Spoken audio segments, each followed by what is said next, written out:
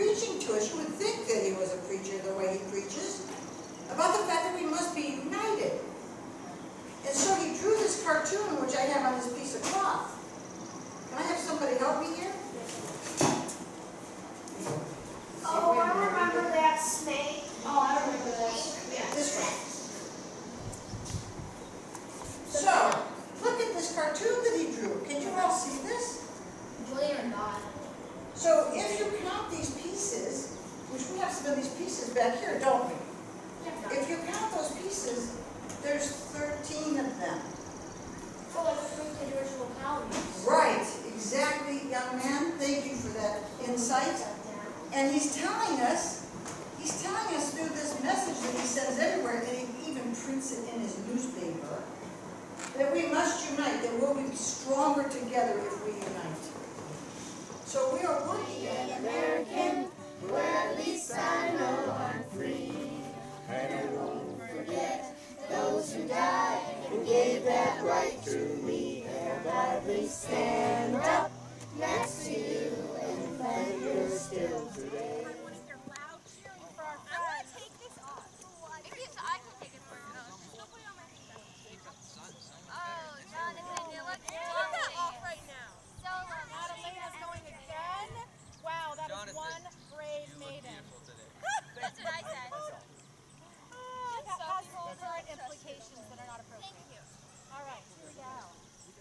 All right, are you ready?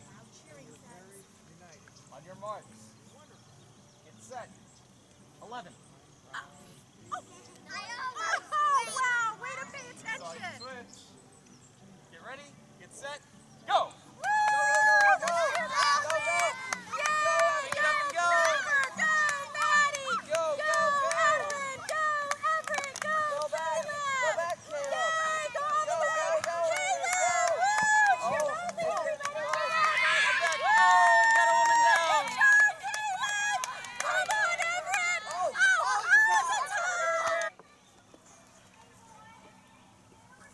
Beautiful day. Any other? Importantly, every one of you is an unknown hero. And every one of you is very much loved and valued by God. And you're probably thinking, Miss Lori, how can I be an unknown hero? I didn't live in your day and age. That may be true. But every time you treat one another kind, you help somebody up that's fallen. You give somebody a coin that lost theirs and can't eat. That's being an unknown hero. You're doing the right thing. And with God, all things are possible. You noticed all of this, didn't you? But do you know, in our time, we didn't have many guns. We had shovels and rakes and hoes because we were basically farmers.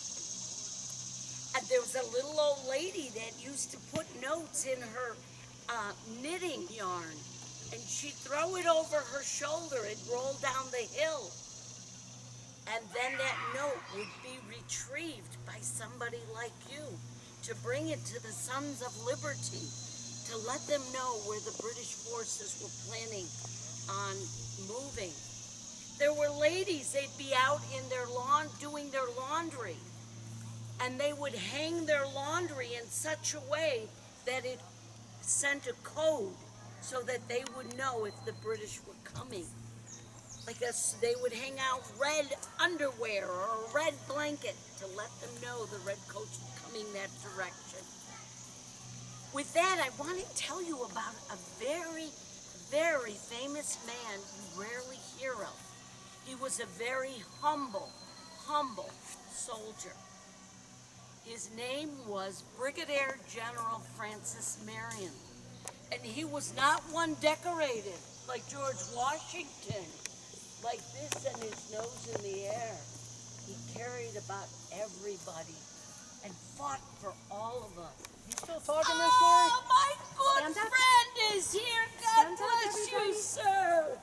I'm so glad you came. We were just talking about you, sir.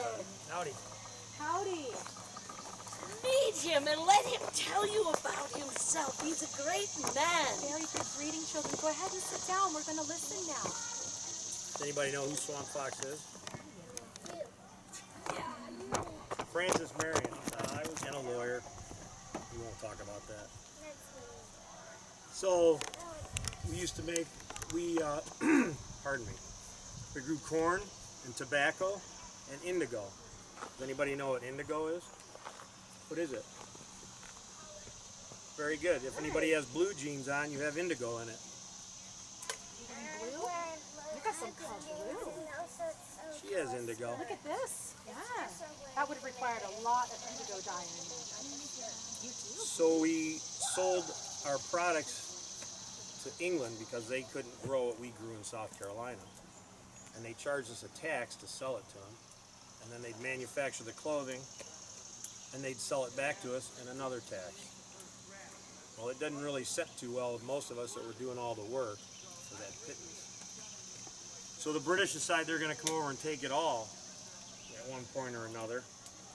And we decided we're not going to take that. So does anybody know where I'm from? South Carolina? You ever been in the swamps in South Carolina? The northeast corner? On vacation? Cool. World travelers. Or time travelers. And world travel. What?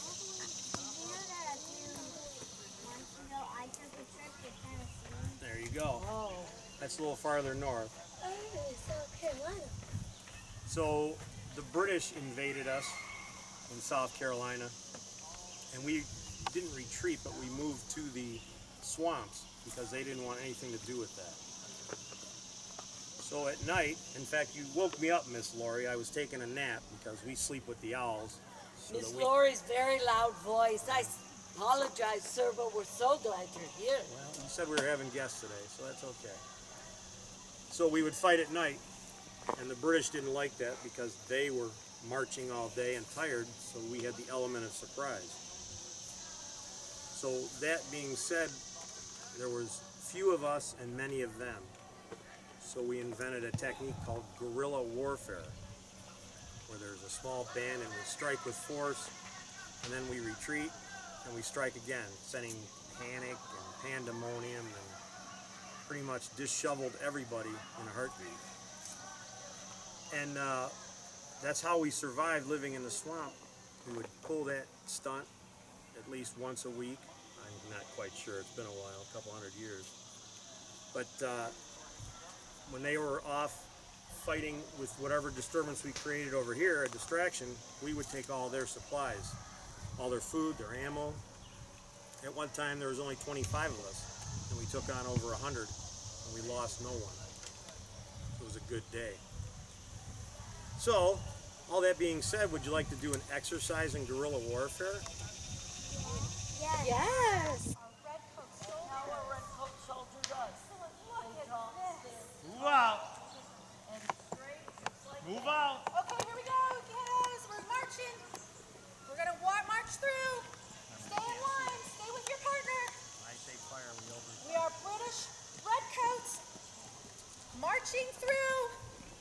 Stay in formation, soldiers. We're all in the same color? Stay in formation. Okay, attack. Oh no! Oh no! We're getting attacked. There you go. Oh no, what do we do? See the element of surprise? Woo!